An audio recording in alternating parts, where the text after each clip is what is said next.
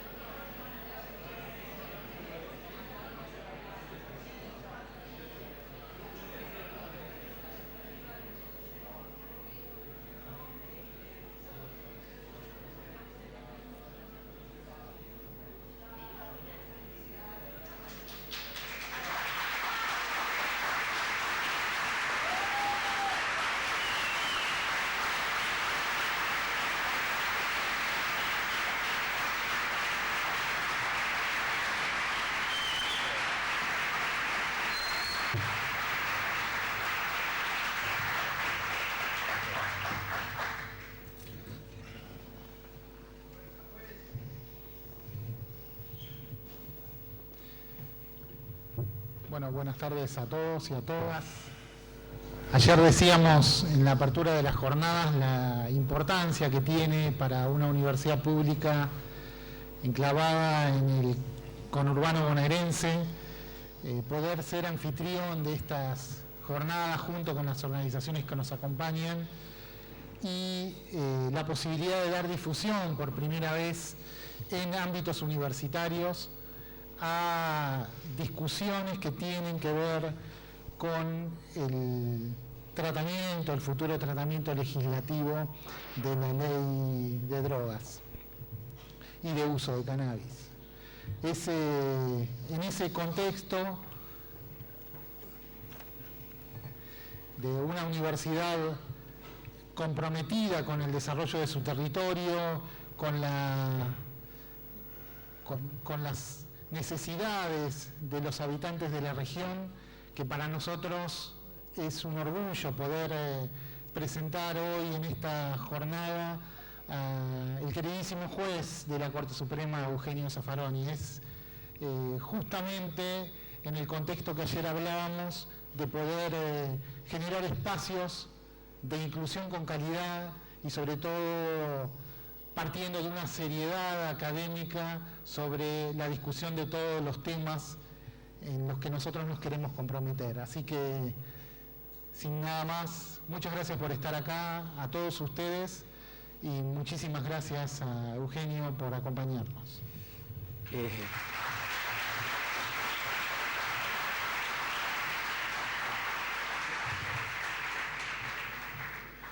Bueno, brevísimos, porque el invitado lo amerita.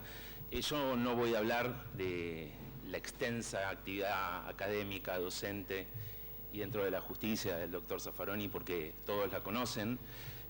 Sí, un pequeño recuerdo de yo pinche del juzgado de sentencia X en los años 80. Si no me equivoco, el doctor en la sala sexta de la Cámara Criminal, por ahí. Primero el B corta. Primero el B corta y turnos en enero, donde nos quedábamos trabajando en el juzgado con otro abogado que está acá presente, el doctor Virgolini, y era realmente un festival de garantías. O sea, uno veía que realmente la gente que tenía que estar libre estaba libre, ¿sí? Y se trabajaba más inclusive que en épocas en las que no era feria, ¿no? Entonces siempre me quedó ese recuerdo y siempre asocié al doctor Zaffaroni a eso, a las garantías, a las libertades, y por supuesto no me equivoqué. Y justamente por eso quiero hacer notar algo. Hoy es una de las jornadas en las que vemos más presencia del activismo.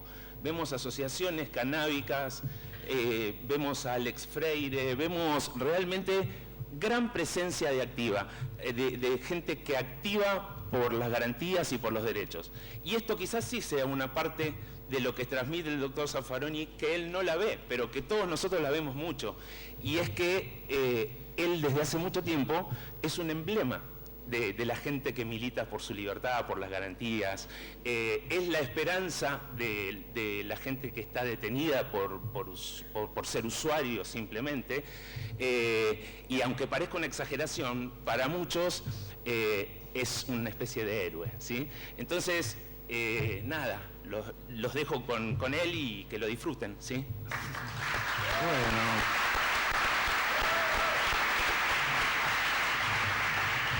Bueno, queridos, no, pero quédense, no tengan miedo, no pasa nada, no. Bueno, muy buenas tardes. Yo después de estas cosas empiezo a sentirme medio de bronce, lo cual me hace sentir un poco incómodo, generalmente porque no tengo mucha facilidad para moverme así, ¿no?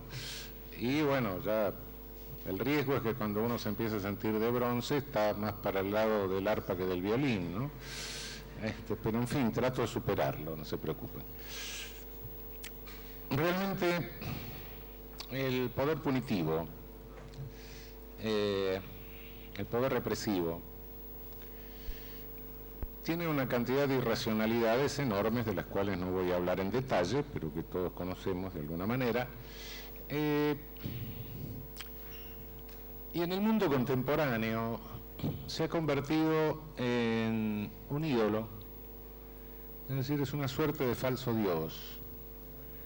Hace unos 20 años estaba en un congreso de la Asociación Internacional y había terminado la sesión en la que participaba y me meto en otra que estaba a punto de caer el muro de Berlín y había una mesa en la cual integraban norteamericanos, soviéticos, etc.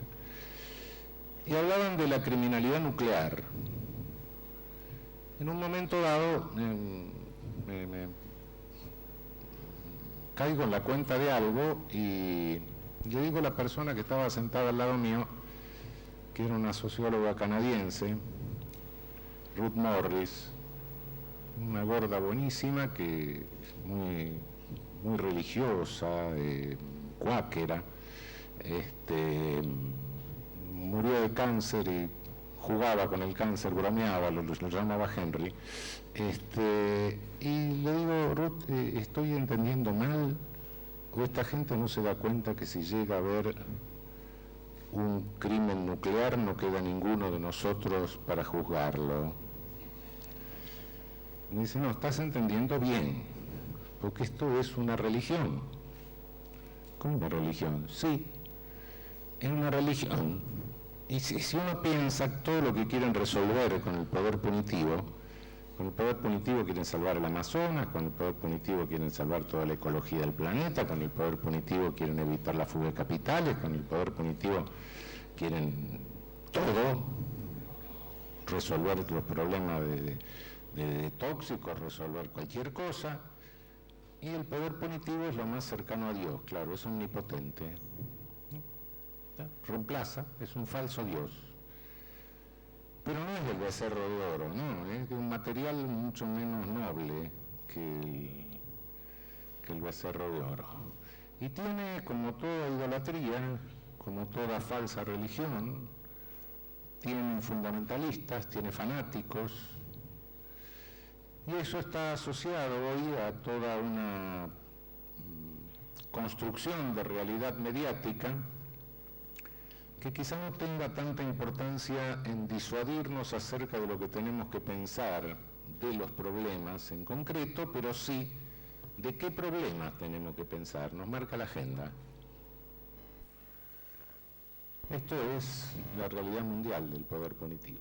Vivimos en un momento donde a través de un agigantamiento del poder punitivo se hallan en peligro planetariamente todos los derechos humanos. Vivimos un momento en que se intenta planetarizar la ideología de la seguridad nacional. Y vinculo la ideología de la seguridad nacional con el momento en que en la Argentina se pone de moda la cuestión de la represión del tóxico. Eran los años 70. Siempre habíamos tenido leyes, pero fueron los años 70. Se vinculó la ley de represión del tóxico con la ley de represión del terrorismo. Y el estereotipo del terrorista era el pibe de pelo largo y barbado que fumaba marihuana. Era la época de López Rega. No lo olvidemos que esa es la época en que irrumpe esta tendencia mundial impulsada por Estados Unidos en nuestro país.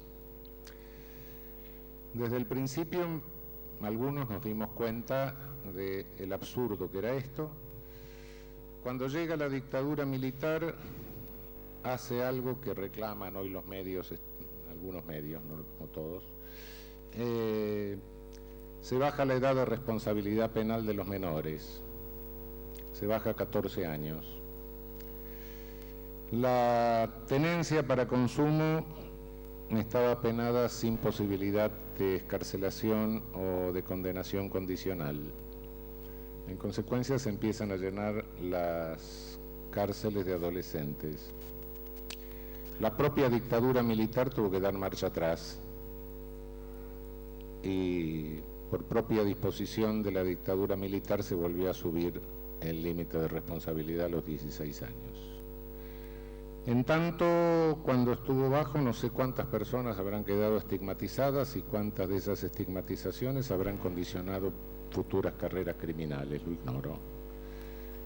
Nadie lo ha investigado ni lo ha perseguido, ni ha seguido el curso de eso hasta este momento. Realmente, todas las prohibiciones de tóxicos tienen desde su origen, no es la mera prohibición del tóxico en sí por el daño de salud que pueda causar, todo eso es el discurso, pero en el fondo cada prohibición de tóxico responde a una simbología de grupo social, y esto se lo ve claramente en los Estados Unidos, cómo se fue dando la prohibición tóxica. Es curioso pensar que en Estados Unidos se prohibió la marihuana antes que el opio.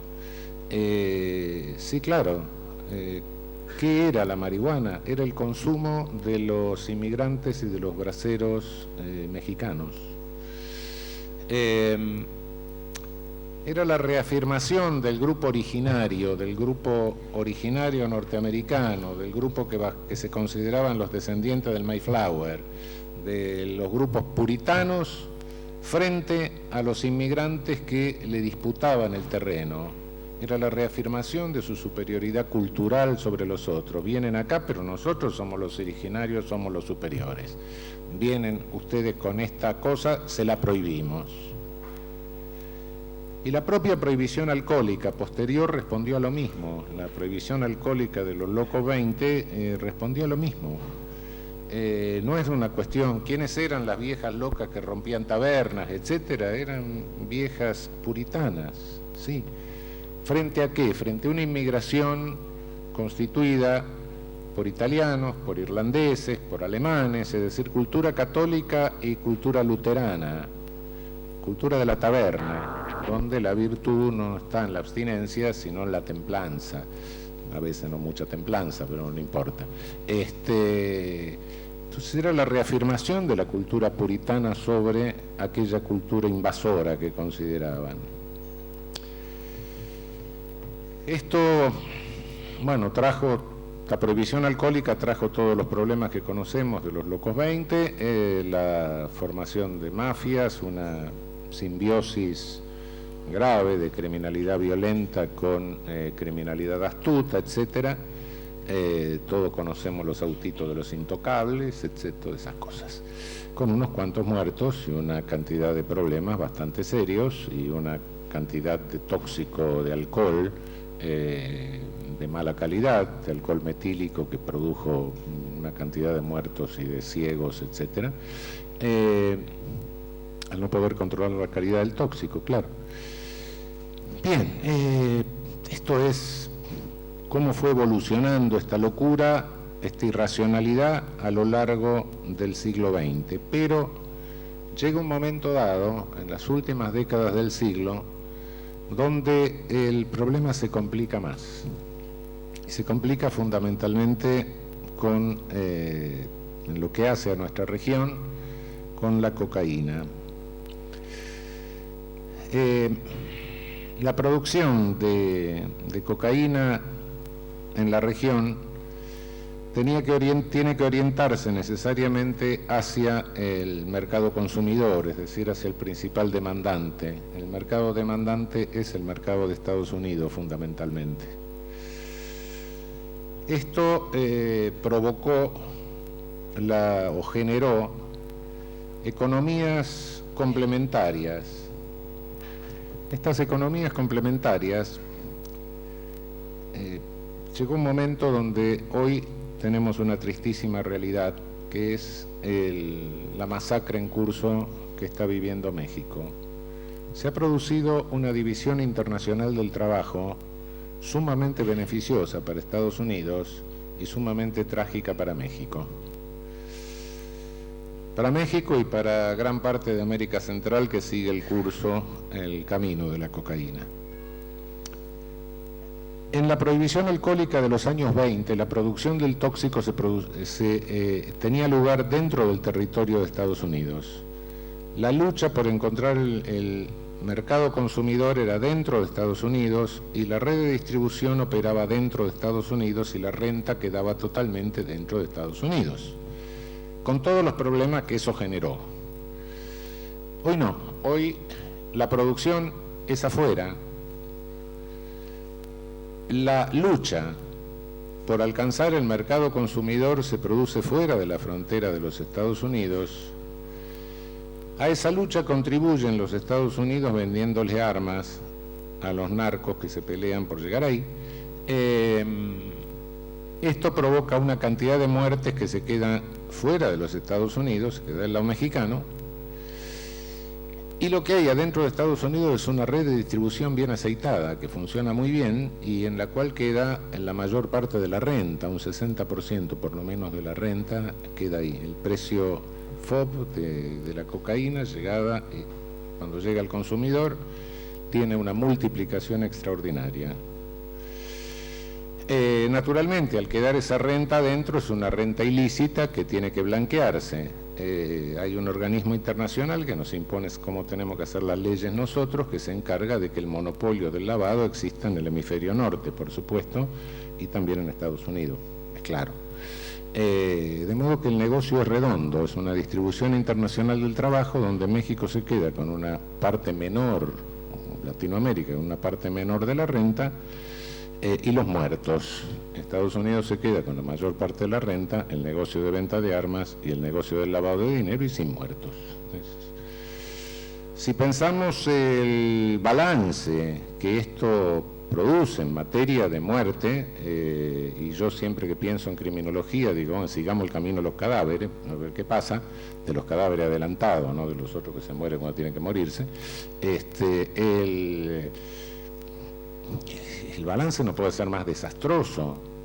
¿Cuántos años hubiera necesitado México para tener 40 o 50 mil muertos por exceso de dosis, por sobredosis de cocaína? Sin embargo, los tuvo en 4 o 5 años simplemente por efecto de la prohibición. 40, 50 mil muertos, decapitados, castrados, etcétera. Es común en los titulares de diarios de México encontrar cosas así. Esta semana hubo menos encajuelados. La cajuela es el baúl del auto, ¿no? Meten los cadáveres adentro del baúl. Entonces las noticias, ¿sí? Esta semana bajaron los encajuelados. Es como si fuera una noticia que se ha vuelto normal, ¿no? Se ha normalizado la situación de este tipo de homicidios brutales. Por supuesto, a nivel planetario es poco lo que podemos hacer en el país. No somos un país productor de los tóxicos que más interesan internacionalmente. Afortunadamente la situación geopolítica nos cubre mientras el tóxico siga siendo la cocaína. Esperemos que mañana no pase a tóxicos sintéticos, a producción sintética. Todo producto natural o más o menos natural o derivado, por regla general ha seguido el camino en economía de ser sustituido por un producto sintético, el sisal, etcétera, todo eso. Esperemos que no suceda eso, que suceda mucho más adelante. En tanto siga siendo cocaína, bueno, no somos país productor, estamos lejos del mercado consumidor, estamos en la otra punta. Tenemos que cuidar que no haya rutas triangulares únicamente, cuidar el espacio aéreo, ver que no. En fin, México está al lado, como se le atribuye a Porfirio Díaz, pobre México, tan lejos de Dios y tan cerca de los Estados Unidos, ¿sí, no? Bueno, nosotros estamos medio protegidos de momento, ¿no? Respecto de eso. El problema internacional es serio. Nadie ignora que el lavado se produce. Es muy difícil calcular la masa dineraria que produce esto, pero es una masa importante.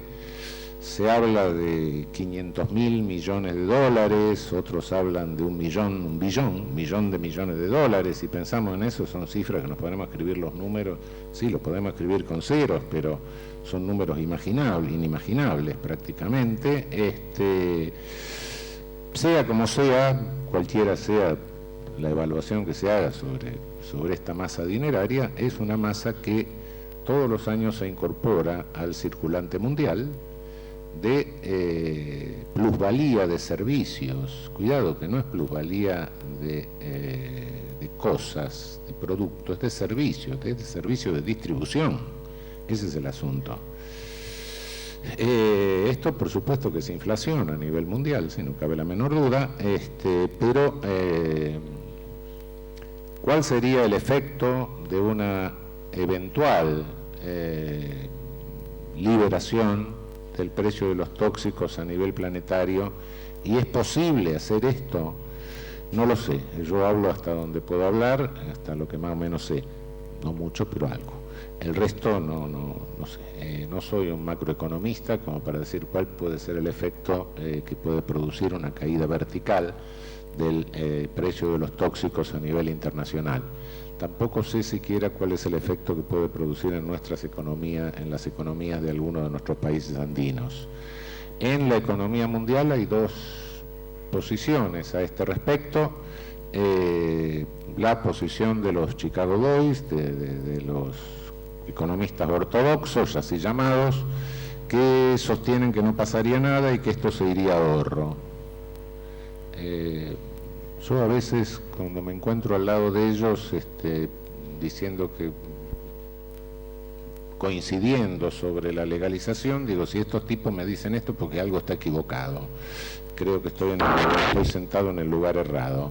Pero bueno, no sé, en una de esas no, es un prejuicio mío.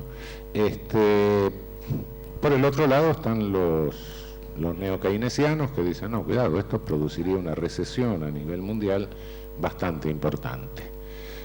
No sé cuál es la verdad, eso habría que preguntárselo a un economista, un macroeconomista, que nos explicara cuál es el real rol que cumple esta masa dineraria en el circulante mundial y cuál sería el efecto de una caída súbita del... De cualquier manera, esto no lo podemos producir los argentinos. El espacio que tenemos, el espacio que nos deja la Convención de Viena y convenciones internacionales, no tenemos otro espacio en nuestra legislación local. Lo que sí podemos resolver son algunos problemas domésticos. Por supuesto, el consumo de tóxicos, así como hay quien toma vino de la mejor calidad y hay quien toma vino en caja de cartón, el consumo de tóxicos también se estratifica socialmente. Y hemos llegado a un grado en que llegó en alguna medida la hora de la verdad. Tenemos un tóxico de la miseria sumamente grave y sumamente peligroso, que es el Paco. Es tóxico, es veneno, digamos, directamente, me atrevería a calificarlo, con los gravísimos riesgos que tiene de lesión neuronal del frontal. Es la parte del cerebro que hace a la voluntad. Riesgo de enfisema pulmonar, pérdida rápida de peso y muerte. Las lesiones neuronales son irreversibles, lamentablemente, hasta cierto grado. Cuando pasa a cierto grado son absolutamente irreversibles. Y afectan a un sector social carenciado, es decir, niños y adolescentes de barrios precarios.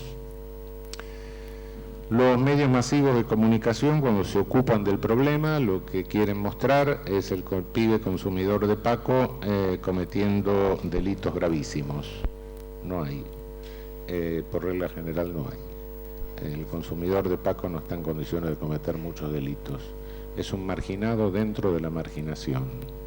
No es el héroe en su medio.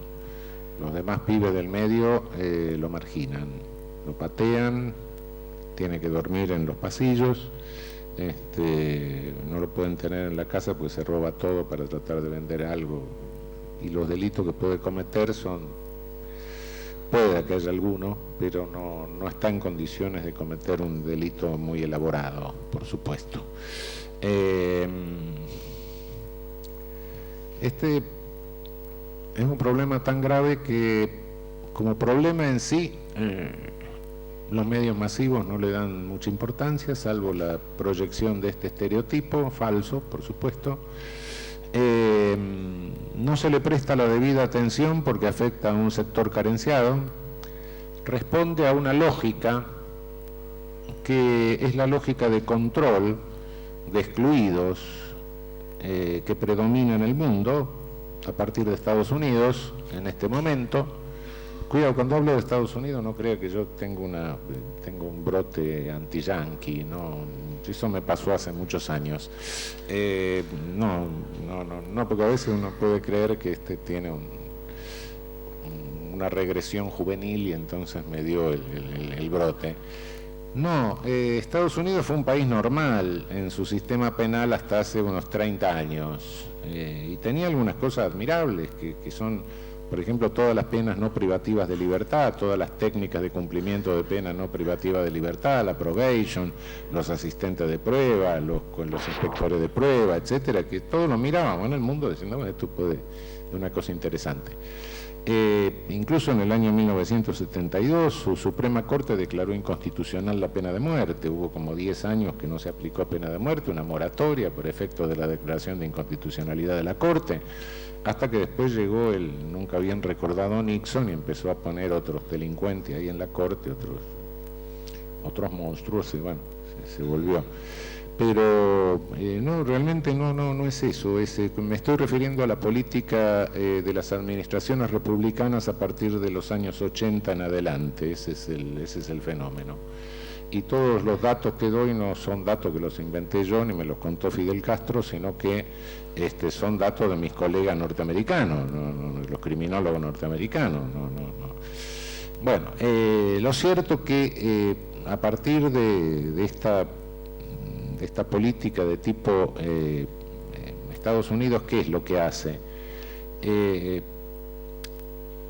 Cuando se decide que en una sociedad no hay más distribución de renta y los que no hay más redistribución de renta y los que se quedaron fuera de la distribución existente hay que mantenerlos a raya, entonces hay distintas maneras de mantenerlos a raya.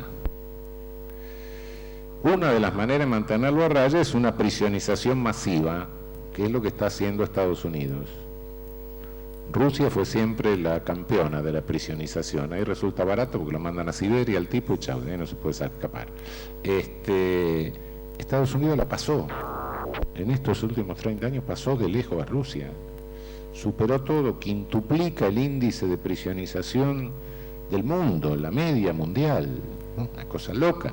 Tiene 2,5 millones de presos, de los cuales más de la mitad son afros, naturalmente. La otra mitad no sé, pero supongo que serán latinos. Eso es un dato, una suposición mía, no lo tomen como dato criminológico, pero no lo sé. Lo cierto que esta patologización del sistema penal de Estados Unidos repercute en toda nuestra región. Repercute en Europa también, por supuesto, pero en nuestra región repercute con características particulares. Yo no creo en conspiraciones. Estoy demasiado viejo para creer en conspiraciones que se juntan, etcétera, manejan. No, en conspiraciones no creo más. Lo que sí creo es en funcionalidades. Hay fenómenos que se van dando y bueno, déjalo andar porque viene bien. Y bueno, ¿cómo se controla la exclusión en nuestra región? Hay algunos que se creen todavía que están en el siglo XIX y dicen, no, van a controlar la favela, la villamiseria, los pueblos jóvenes, rodeándolo con los cosacos del zar. No, hermano, no hay más cosacos del zar, ni hay más zares. No, así no se va a controlar. Se controla de una manera mucho más insidiosa. Tratemos que se maten entre ellos. En la medida en que se matan entre ellos, bueno, se van matando, tenemos menos, y por otra parte, al mismo tiempo están ocupados en matarse y entonces no piensan en otra cosa. Y eso es lo que vamos viendo. Tengamos mucho cuidado porque eso es lo que vamos viendo en el mundo y en nuestro país también. Yo todavía no les puedo dar números, pero en unos meses voy a estar en condiciones de darlos. Nuestros índices de homicidios, en general, si prescindimos de las zonas de barrios precarios, de las villas, son muy bajos. Estamos en el orden del 3.5 por 100.000. Los homicidios se mueren por 100.000. 3.5 por 100.000 es más o menos los índices medios de Europa. Canadá es el más bajo, tiene 2 por 100.000. No es para que salgamos a festejar, pero tenemos que bajarlo, pero de cualquier manera estamos en uno de los niveles más bajos, junto con Uruguay y Chile. Pero, si tomamos las zonas de villas, el índice de homicidio sube a 17 por 100.000. Nos da un promedio total de 6 por 100.000, es cierto. Más o menos, pues les precisaré los números en poco tiempo. Pero ¿dónde es que se produce el mayor porcentaje de homicidios no esclarecidos? En ese 17 por 100.000 que tenemos en la villa. Es decir, cuando vemos que hay un homicidio en otra zona, la causa tiene 2 o 3 cuerpos. Cuando vemos que hay un homicidio ahí, la causa tiene 100 fojas. Se dice, bueno, no, es que nadie habla, no sé, se encubren. No se investiga. Ese es el asunto. Bien, y bueno, y si se matan con el Paco, mejor. Bueno, también resulta bastante funcional. A tal punto es esto que cuando nos metimos a investigar un poco qué era el Paco, nadie lo sabía. No se había hecho un análisis de qué era. Y se decía que era pasta base. Siempre me llamó la atención, decir, ¿cómo pasta base si no tenemos laboratorios en el país? No porque seamos inocentes. Puede haber alguno por ahí por Salta, por la frontera, no sé. Pero no, porque la materia prima es muy voluminosa y no se pueden pasar camiones de materia prima para que tengamos un laboratorio. Y simplemente por eso, no somos país productor de hoja de coca. Entonces, si no tenemos laboratorio, ¿cómo se puede pasar la pasta base? ¿Qué es esto? Pasará un poco, pero no puede ser semejante cantidad. Efectivamente no lo es. Es veneno, es una mezcla de cualquier cosa. Es de todos los tóxicos que hay, y con 1 kilo de cocaína se puede preparar 1 millón de dosis, que en definitiva tienen un resabio dentro. Este es el problema más serio que tenemos hoy, efectivamente, con casos muy graves de enfermedad y de enfermedad, de lesión irrecuperable y de muerte. Esto es lo que tenemos que encarar en serio y que tiene una economía y una dinámica distinta a la que tienen otros tóxicos. Cuidado.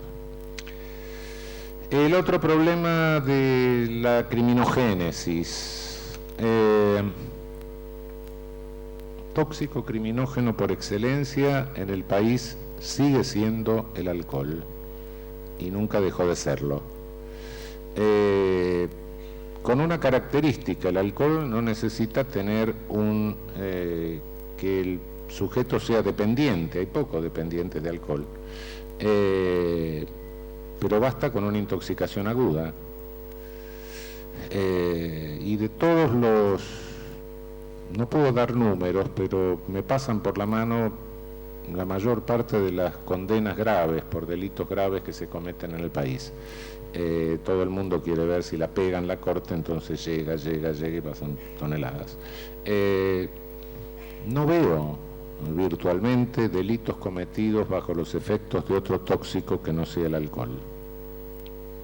Muy pocos sobre los efectos de otro tóxico, escasísimos.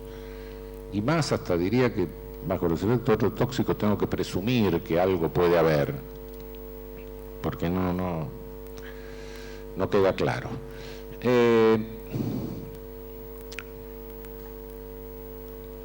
Hay ¿cómo juegan los medios en la en la proyección del tóxico y en causar este pánico social en torno. Hay una identificación que es falsa. Es la identificación de consumidor con dependiente, dependiente con delincuente. Es una asociación que crea la construcción social de la realidad a través de los medios masivos de comunicación. Todo consumidor es un dependiente y sabemos que una toxicodependencia no se da en todo consumo. Y todo toxicodependiente es un delincuente porque tiene que salir a la calle para asaltar a alguien para conseguir el tóxico. Esa es la asociación. Si el consumo o el uso es un problema individual, la dependencia tóxica es un problema sanitario. Y si el problema sanitario lo sacamos del ámbito sanitario y lo queremos resolver en un ámbito artificial, como es siempre el ámbito penal, obviamente que no lo vamos a resolver. Y queda claro que no se ha resuelto. 30, 40, 50 años de política prohibicionista nos dan este triste resultado que tenemos hoy. Por otra parte, todos saben que a través de este medio económicamente se ha conseguido generar oro. La prohibición convierte cualquier porquería en oro, lo que sea. Si hay demanda rígida, frente a una demanda rígida, la prohibición tiene el efecto de fabricar oro. El viejo ideal de la Edad Media lo consiguieron ahora. Económicamente se ha conseguido. Lo han obtenido de esta manera. Esto en cualquier orden. Naturalmente, prohibición, se enrarece la oferta y por ende sube la plusvalía. Eso es. Esto no solo pasa en el nivel de los grandes cárteles internacionales, del tráfico internacional, etcétera, sino que va bajando. Y cuando llegamos al Paco nos vemos que hay una plusvalía de supervivencia, con un inconveniente que es la enorme, como es una producción casi artesanal, es el enorme número de fuentes de producción. Por un lado, esa es la desventaja para tratar de controlar la venta. Pero por otro lado, esa es la virtud que tiene, porque no nos estamos enfrentando al cártel del Golfo ni al cártel de no sé dónde, sino nos estamos enfrentando a organizaciones más o menos barriales o locales. Es decir, sería posible controlar esto. Sin embargo, que es el principal problema de salud que tenemos en este momento, no es el principal problema en que ponen foco los medios masivos de comunicación. Que quede claro.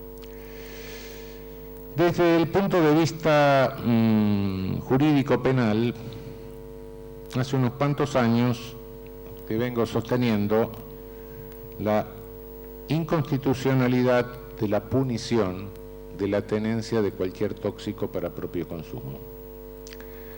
Y lo vengo sosteniendo sobre la base del artículo 19 de la Constitución Nacional, que excede mucho lo que es el problema de la tenencia para consumo. Nuestra Constitución Nacional tiene un artículo que es su columna vertebral central. Es el artículo 19. Es un artículo original,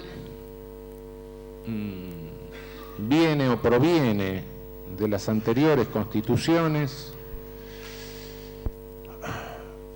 Es el artículo que marca la característica de todo el derecho argentino. Aquello de que las acciones privadas de los hombres que de ningún modo afecten el orden ni la moral pública ni perjudiquen a terceros están reservadas a Dios y exentas de la autoridad de los magistrados, lo que significa es, señor legislador argentino, no se meta con el pecado. Usted se puede meter solo con el delito y no se meta en la ley, con la ley en ninguno de estos ámbitos, ni con la penal ni con ninguna otra. El ámbito de autodeterminación de la persona con conciencia moral es un ámbito que usted tiene que respetar. Punto. El Estado argentino no puede meterse. Esto es resultado en la conciencia jurídica universal de siglos de lucha, de luchas interreligiosas, de muchísimas muertes, y finalmente se llega a esto, a decir, no, bueno, cuidado, la autonomía de conciencia debo respetarla.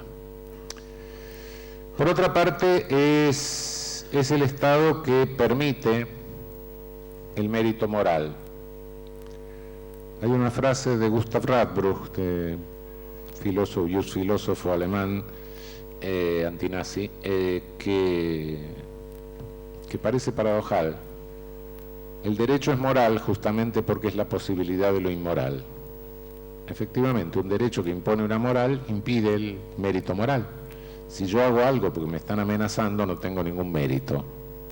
Si hago algo porque me lo indica mi conciencia, pero podría hacer otra cosa, ahí tengo el mérito.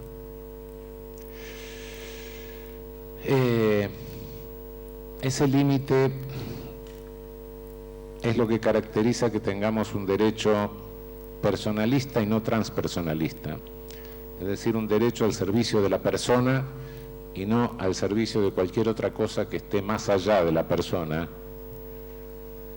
qué sé yo, el proletariado, la raza, cualquier mito transpersonalista. El derecho tiene que estar al servicio de la persona, garantizando un espacio de autonomía, que es el espacio de elección que cada uno tenga para su autorrealización en coexistencia. Esto trajo una serie de problemas, como ustedes saben, ya se lo habrán explicado, ha habido vaivenes en la jurisprudencia de la Corte Suprema, y más aún, hubo algún momento de nuestra jurisprudencia donde, entre otras muchas cosas, nuestra jurisprudencia siempre dijo de todo, siempre de una bolsa de la cual sacar algún fallo que dice lo que queremos que diga. En algún momento se sostuvo que no ya la cocaína, sino las hojas de coca podían incluirse en la lista de estupefacientes.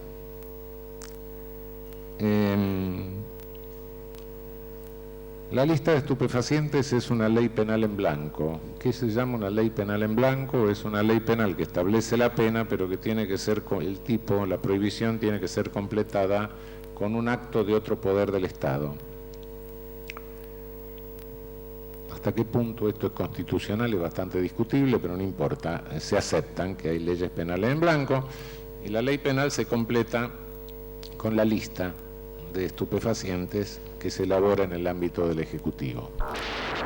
Por supuesto que para incluir algo en la lista de estupefacientes hay que respetar que materialmente sea un estupefaciente, naturalmente. Si uno va a incluir la semilla de melón en el ámbito, en la lista de estupefacientes, obviamente que está violando la ley, claro.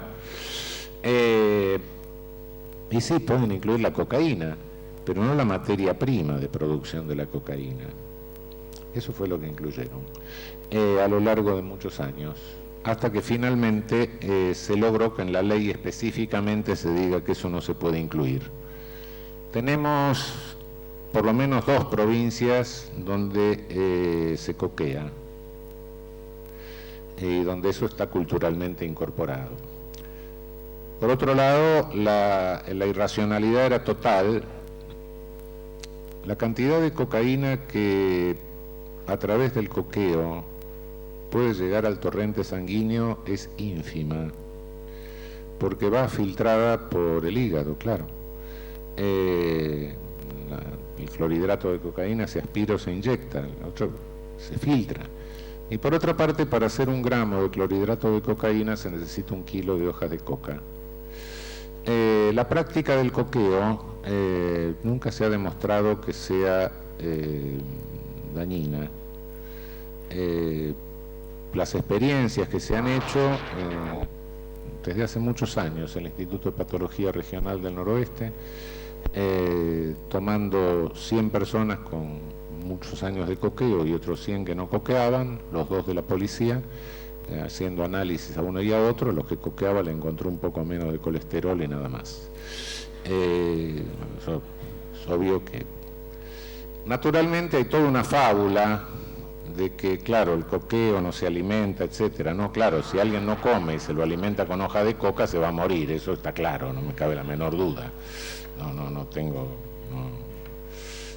si hay que darle de comer a la gente, por supuesto.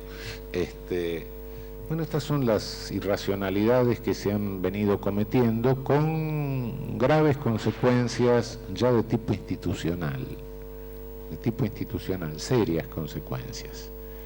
A veces en nuestro país no tanto, pero si vemos las cosas que pasan en la región, son gravísimas. Lo primero, colocamos en contacto a nuestras fuerzas policiales con poderosas fuentes de corrupción. En América Latina casi todos nos hemos copiado la Constitución de Estados Unidos, pero no nos copiamos las policías comunitarias de los Estados Unidos, nos copiamos la policía de ocupación territorial de los Borbones. Y todavía seguimos teniendo policías militarizadas, claro, cuando es un servicio civil, no tenemos una policía de inserción comunitaria. Resultado de esto es que meter al poder punitivo en medio de un fenómeno de prohibición que hace aumentar la plusvalía, genera a la larga un proteccionismo insólito. A la larga ese poder punitivo se asocia a alguno de las organizaciones que se benefician de esta plusvalía, en perjuicio de las otras. Es decir, protejo a esta para sacar a la otra del mercado. Los mercados no desaparecen porque se saque a un narco, a 2 narcos, a 3 narcos, a 4 narcos. Se los saca, pero inmediatamente, como no desaparece la plusvalía, lo que momentáneamente se produce es una suba del precio porque hay menor oferta, hasta que otro ocupa el lugar de que dejó vacío este en el mercado. Eso es más o menos inevitable. Por eso que se dice, bueno, ¿cómo se combate la guerra? Y la guerra no termina más. Y no termina más por eso, porque el agujero del mercado se llena. ¿Por qué? Porque la plusvalía sigue. No hay nada que hacerle. Eso va corrompiendo nuestras fuerzas policiales, va generando prácticas absolutamente indeseables dentro de ellas. En algunos países esto llega a límites que son verdaderamente graves. Alguna vez me decía un viceministro de Gobernación de México, yo no sé con quién estoy trabajando, no tengo idea ya de qué lado está nadie de los que me rodea. Bueno, se ha llegado a un grado de bajar un avión de un misilazo, ¿no? Dijeron que fue un accidente, pero bueno, nadie lo cree mucho. Todo esto, por otra parte, también tiene otro efecto ya más grave. Se producen contactos horizontales entre caciquismo político y la fuente de recaudación ilícita de esto. No porque a través de esta recaudación ilícita se gane una elección nacional, no, eso no es cierto. Se puede contribuir a campañas nacionales, hay contribuciones espurias a campañas nacionales en algunos países, etcétera, pero no se gana o se pierde una campaña nacional por esto. Pero sí, estos contactos lo que financian son elecciones internas o selecciones internas de los candidatos. Ahí es mucho más fácil, se necesita muy poco dinero y eso se vuelve determinante. Y esto es lo que va pudriendo la fuerza política por la base.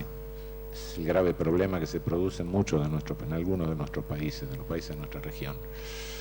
Es decir, si medimos las tremendas consecuencias que ha tenido la prohibición de tóxicos, nos damos cuenta que llega un momento dado que uno se pregunta, si no se hubiese prohibido el tóxico, ¿hubiera podido producir esto?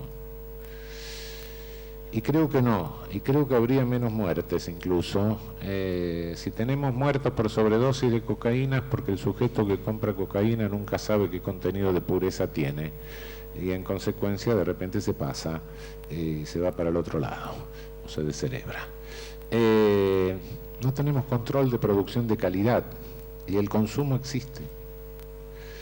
Entonces, lo que a estas alturas tenemos que preguntarnos ya no es si esto es racional o irracional, sino a esa pregunta que dejé sin respuesta. ¿Será factible a nivel planetario? ¿Será factible a nivel planetario hacer caer de pronto, con la liberación, el precio del tóxico? ¿Cómo hacerlo? ¿Cómo hacerlo sin que esto produzca una catástrofe, dado el enorme desarrollo que ha logrado con estas economías complementarias y con esta formación de masa dineraria? Creo que este es el problema que hoy se están planteando en muchos países. No, reuniones como esta existen en todos lados. Ya es demasiado obvia la irracionalidad que tiene la prohibición en este aspecto. No es el único aspecto en que el poder punitivo es irracional, por supuesto, es bastante irracional en casi todos, pero en este aspecto es demasiado notorio, se está volviendo demasiado notorio. Esta es la situación actual. Hay una enorme resistencia a todo este discurso. La resistencia proviene de intereses de corporaciones, por supuesto, y también de corporaciones policiales transnacionales. Hay una serie de gente que se quedaría sin trabajo, porque claro, naturalmente las agencias cuando no tienen trabajo se lo inventan, ¿no? Sí, efectivamente, uno puede crear una oficina para la erradicación de marcianos, y lo primero que se le va a ocurrir al interventor organizador de la oficina va a hacer una investigación a ver si hay marcianos, claro, primera cosa, pero ya va a tener un trabajo, ¿no? Bueno, en las agencias del sistema penal pasa lo mismo, sean nacionales, sean transnacionales, sean internacionales, etcétera. Pero es muy evidente, muy notorio que después de 4 o 5 décadas de ininterrumpida política prohibicionista estemos viendo los efectos catastróficos que esto está teniendo. De cualquier manera, insisto en esto, solo podemos incidir como un pequeño paisito que está perdido en el fondo del mapa, en una cuestión que se está volviendo hoy cada día más un debate de carácter regional y mundial. El otro, en el aspecto doméstico, sin lugar a dudas, creo que tenemos que reafirmar la vigencia de nuestro artículo 19. No solo para el consumo, sino para la tenencia, sino para todo nuestro derecho. Ese es el eje central, esa es la columna vertebral de nuestra Constitución. No lo perdamos de vista.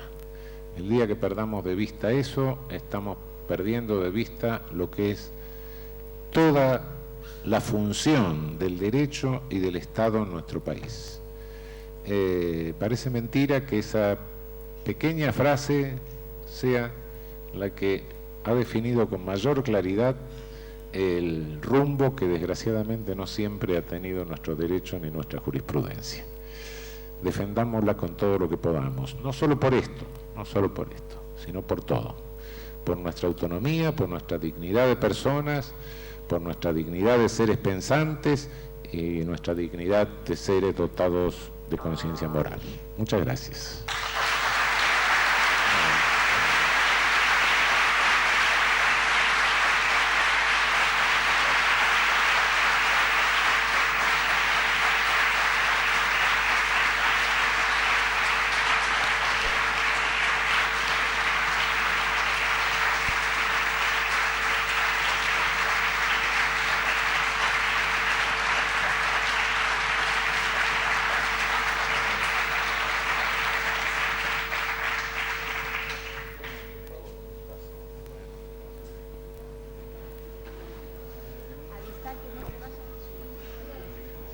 Les avisamos que no se hace el corte de break, que continúa el panel.